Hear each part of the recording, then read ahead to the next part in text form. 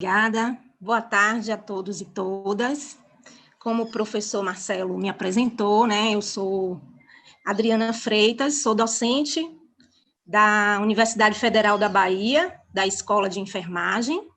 Sou enfermeira de formação, e aí vocês podem estar se perguntando o que uma enfermeira faz num trabalho, né, com moda, e eu vou estar colocando aqui, né, toda a minha trajetória, para que vocês possam entender como é que eu chego a esse momento de estar fazendo essa relação entre velhice, corpo e moda. Eu sou doutora em saúde pública pelo Instituto de Saúde Coletiva da UFBA e tenho a especialização na área da gerontologia. Então, eu estudo a velhice, o envelhecimento e a saúde da pessoa idosa. Pode passar.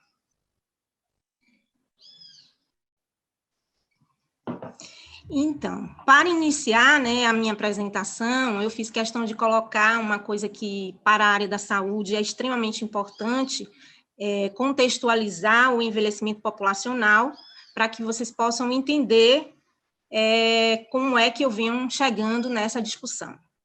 Então, aqui na introdução, eu vou trazendo que o envelhecimento populacional, ele é um fenômeno que traz mudanças sociais, econômicas, culturais, políticas e familiares. E que em um futuro próximo, nós vamos ver uma taxa de uma população mais velha, mais envelhecida, especialmente aquelas há anos, com um crescimento muito grande, né? E, no entanto, o que a gente percebe é que esse segmento da população é acompanhada de uma incerteza em relação às condições de cuidado. E esse cuidado, ele perpassa, né, por todas as dimensões. Então, quando a gente na saúde estuda o envelhecimento, estuda a saúde, estuda o indivíduo, nós estudamos dimensões não apenas biológicas, biomédicas, mas no social, no psicológico, e a enfermagem, especialmente, tem uma relação muito forte com isso. Nós dizemos que o homem, o ser, é um ser biopsicossócio-espiritual. Então, aqui a gente vê uma pirâmide e uma evolução de 1950 até o nosso ano, né, histórico da pandemia da Covid-19, onde a gente percebe uma mudança nessa pirâmide, em que a base ela começa a se estreitar e um ápice mais alargado, onde nós podemos observar aí a população crescendo, podemos dizer que no Brasil de forma desordenada e assustadora, porque nós não estamos nos preparando para isso. Pode passar, por favor.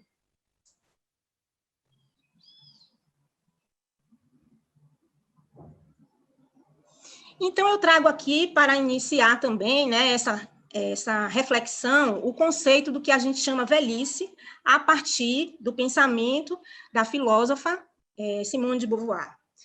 Ela diz assim: há uma experiência que só pertence àqueles que estão velhos. É a própria velhice. O jovem tem destas noções vagas e falsas. Essas imagens que vocês estão vendo são imagens que eu capturei da internet, né, de sites que são free, né, que são livres, uma vez que eu trabalho com envelhecimento e as pessoas idosas, elas são vulneráveis e os aspectos éticos não permitem que a gente traga, então, como uma questão mesmo de processo. Aqui eu fiz um mosaico onde a gente pode observar essa velhice que, na verdade, eu devia até ter corrigido, devia ter colocado, não é velhice, sim velhice, porque há realmente uma diversidade de pessoas velhas, e a velhice, ela é diversa, né? Então, nós vemos aí mulheres em suas diferentes conformações de corpos, de apresentações, de formas, e isso chama muito atenção para quem estuda a área, e eu acho que em relação à questão da moda enquanto expressão, enquanto comunicação, enquanto identidade, e isso precisa ser visto de uma forma mais efetiva. Pode passar, por favor. Então, o objetivo deste trabalho foi discutir sobre a velhice, o corpo e moda na perspectiva de mulheres idosas institucionalizadas. Pode passar, por favor. A metodologia desse trabalho é o estudo. Eu sou uma pesquisadora da área da saúde, nos tipos de estudos mais qualitativos, então, a minha área mais de estudo são os estudos qualitativos. Trabalho, eu resolvi fazer um relato de experiência. Os relatos de experiência, eles têm uma possibilidade de que nós possamos identificar, a partir deles, problemas em relação a uma área, uma temática, um objeto. As participantes do estudo foram mulheres idosas, acima de 60 anos, e quando eu coloco lá no título, institucionalizadas, isso significa que essas mulheres, elas vivem, moram, residem em instituições de longa permanência para idosos, que, na verdade, talvez vocês não conheçam com essa nomenclatura, mas são os antigos asilos. Uma vez que, além da velhice ser invisibilizada, as instituições de longa permanência também, da mesma forma, são invisibilizadas. Então, nesse sentido, as participantes, elas tinham acima de 60 anos. O critério para a participação do estudo, eu apliquei um mini estudo, um mini exame do estado mental, que é algo muito focado com a saúde, então eu nem trouxe aqui, porque, na verdade, não foi o foco realmente do estudo, mas para que pudesse selecionar quem seriam essas pessoas idosas, essas mulheres idosas que poderiam participar da atividade, eu apliquei o mini-exame, e esse mini-exame é um mini-exame que a gente observa o aspecto cognitivo da pessoa para selecionar se ela poderia ou não participar da atividade. Como referencial teórico, além de alguns autores da moda que eu venho me aproximando, e aí, no decorrer da ação, eu vou falar melhor, e Simone de Beauvoir, que já é uma autora que eu já tenho mais um diálogo, né? Eu busquei também numa pesquisa, numa revisão não sistemática, a partir das palavras velhice, corpo e moda, em bases de dados como o Google Acadêmico, o Cielo, né, que são bases de dados mais próximas da área da saúde. Pode passar, por favor. E aqui, então, eu trago o cenário, que eu acho que é extremamente importante para que vocês possam entender o modo de vida dessas mulheres. As instituições de longa permanência, elas são locais que buscam o cuidado da pessoa idosa. Para a Anvisa, que é a Agência Nacional de Vigilância Sanitária, uma vez que eu sou enfermeira e a área central da minha atuação é a saúde, elas são instituições governamentais ou não governamentais de caráter residencial, destinadas em domicílio coletivo de pessoas com idade igual ou superior a 60 anos, com ou sem suporte familiar, em condição de liberdade, dignidade e cidadania. Essa é a descrição teórica que nós encontramos. No entanto, na prática, vemos pessoas idosas que são privadas da liberdade, na medida em que não podem realmente sair sozinhas, vivem, muitas vezes, sem a família, sem os familiares, sem visitas, enfim, né? É uma instituição de caráter residencial. No entanto, após a pandemia, nós estamos vendo aí a importância de perceber que é instituição híbrida, onde lá não só a saúde transita, mas a assistência social também precisa estar presente. Pode passar, por favor. Então, como foi a experiência? A experiência, ela se deu a partir de uma atividade de extensão. Como eu falei no início, eu sou docente da Universidade Federal e nós temos que fazer, né, a indissociabilidade entre o ensino, a pesquisa e a extensão. Então, uma das atividades de extensão que eu coordeno, ela se intitula Envelheci Agora, e essa atividade nós vamos para as instituições de longa permanência ou para centros sociais urbanos, conversar com essas mulheres idosas. Esse trabalho foi feito na instituição. Então, em uma das visitas à instituição, nós fazemos atividades educativas de educação e saúde, e sempre essas atividades, elas partem de um tema que a própria instituição solicita ou que as pessoas idosas também solicitam. E para a minha surpresa, esses temas foi o corpo e a velhice. Por que para minha surpresa? Porque geralmente elas não pedem esse tema, né? Elas querem conversar, mas não tem assim geralmente elas não têm um tema, né? E nesse dia elas solicitaram que a gente trabalhasse com o corpo e a velhice. Então, assim, são visitas nós fazemos, colhemos com elas o interesse, vamos uma outra visita para que a gente possa desenvolver o trabalho. E nós buscamos, de forma lúdica, trazer essa discussão do corpo e da velhice a partir de recortes de revistas. A seleção das revistas, já a princípio, já foi difícil encontrar corpos de mulheres velhas, né? Mas as poucas revistas que nós encontramos, nós levamos essas imagens dessas mulheres para apresentar para essas idosas, no sentido da gente não levar já algo pronto, e sim nessa construção. O que é o corpo e o que é a velhice para essa mulher? Pode passar, por favor. Então, esse trabalho é um trabalho de relato de experiência, então eu não trouxe a fala das idosas, mas eu trouxe, sim, a perspectiva delas a partir da minha observação de pesquisadora, dessa conversa que nós tivemos, enquanto elas viam as revistas, faziam recortes e colagem, como uma forma também de trabalhar a memória, de trabalhar a fina, né, da habilidade manual, porque a saúde faz muito esse tipo de atividade. Então, uma das perspectivas que surgiu foi: a mulher, quando envelhece, ela deve ser mais discreta.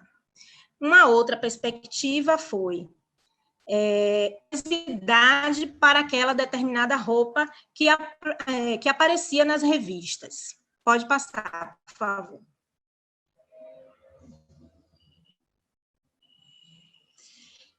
Acessórios, maquiagens, cortes de cabelo, tudo chamava a atenção dessas senhoras idosas, e sempre no sentido de não combina comigo, o meu corpo já não, eu não posso mais fazer uso, essa argola, esse colar, ele chama muito atenção. E uma outra perspectiva foi o corpo numa perspectiva biológica que perde a sua forma.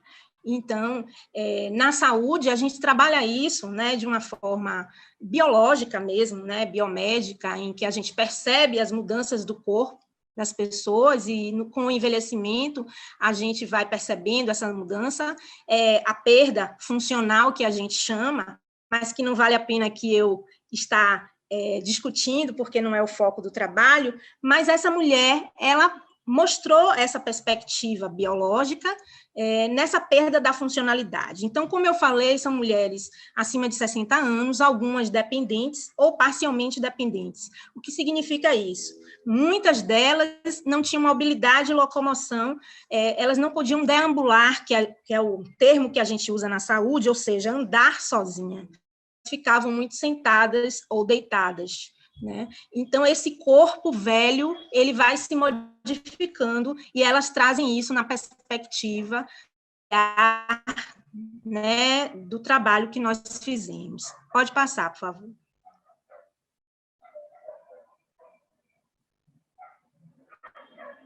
Então, aqui a gente vai se aproximando dos autores, né, da área da moda. Aqui eu trago essa fala, né, que diz: a moda, ao mesmo tempo em que ela pode... Só um minutinho. Que ela possibilita uma individualização, ela também propõe uma padronização do vestir. que vem de regras pré-estabelecidas socialmente. Isso é muito nítido com o envelhecimento, né? É uma coisa que, na maioria das vezes, a gente percebe nas conversas de uma forma menos científica falando, né? No senso comum, as mulheres sempre se queixarem de que, ao estarem buscando algo para vestir, não conseguem se adaptar aos padrões que estão estabelecidos socialmente. Pode passar, por favor. Na concepção de Simone de Beauvoir, o corpo envelhecido, ele tem um sentido de objeto. Então, a gente pergunta, né, que corpo envelhecido é esse, que já não serve mais no sentido social, porque não produz, e ele é esquecido realmente, né?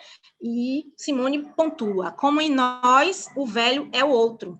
A revelação de nossa idade vem normalmente dos outros. Então, muitas vezes, essa sociedade que tem o estigma, né, que constrói, né, esse corpo com estigma, com preconceito, com isolamento social, independente de pandemia ou não, né, em relação à velhice, é muito forte, né, e isso vem atingir as pessoas idosas de forma cruel.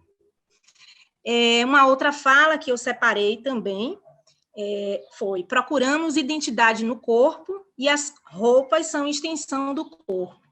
Importantes para nós, é o que está mais próximo ao corpo.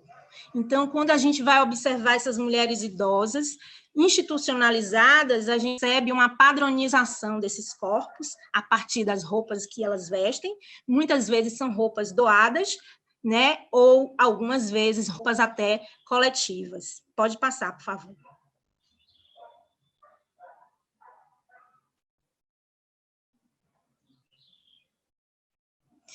Então, nas considerações finais, eu trago que o corpo físico, ele pode estar inserido não apenas no biológico, e foi isso que eu tentei fazer. É muito mais confortável para uma enfermeira trabalhar o corpo a partir do biológico, a partir da capacidade, a partir das demandas biológicas que esse corpo envelhecido traz. Mas ele também está inserido num contexto psicológico, social, e aqui eu não acrescentei, mas acrescento aqui, no cultural, no político também, né? E isso pode afetar a forma como as mulheres idosas pensam umas sobre as outras. Muitas vezes elas apontam que a outra é mais velha do que ela, que o corpo do dela, enfim, né? Então, é esse corpo objeto. Podem surgir discursos de preconceitos, estigmas, que vão se consolidando na vivência marcada pelas especificidades trazidas pela própria institucionalização. Aqui eu trago a institucionalização como forma de dar voz a essas mulheres. As limitações que esse estudo teve, é um estudo de relato de experiência, que partiu da reflexão de uma atividade de extensão. Obviamente, se fosse uma pesquisa mais ampla, um estudo etnográfico, na minha tese de doutorado, eu fiz um estudo etnográfico em instituição de longa permanência, né? Com certeza eu traria mais elementos para essa discussão. Então, a gente observa que também há uma reduzida disponibilidade de publicações que façam correlação entre os temas relacionados à pessoa idosa. A gente observa que nas bases a gente vai encontrar, sim, alguns estudos que tratam sobre velhice, corpo e moda. Alguns estudos que tratam sobre mulheres idosas, mas que traz conforto, da ergonomia, mas não essa discussão mais aprofundada no sentido da ação dessa mulher institucionalizada com o corpo e a velhice.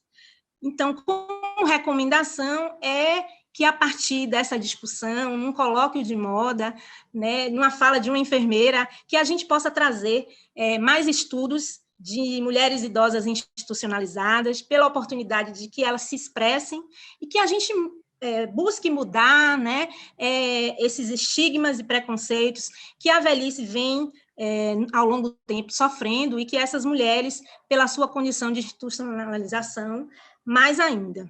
Então, eu agradeço a oportunidade, fiquei muito satisfeita de poder participar, né, desse evento, né, como eu já disse, para mim é muito inusitado, né, trazer, enquanto enfermeira, um estudo nessa perspectiva mais sociológica, enfim. Muito obrigada, aqui estão algumas referências, mais uma vez eu pontuo, as imagens foram capturadas desses sites, não pude trazer as imagens reais por conta dessa questão mais ética da vulnerabilidade dessas mulheres. Muito obrigada.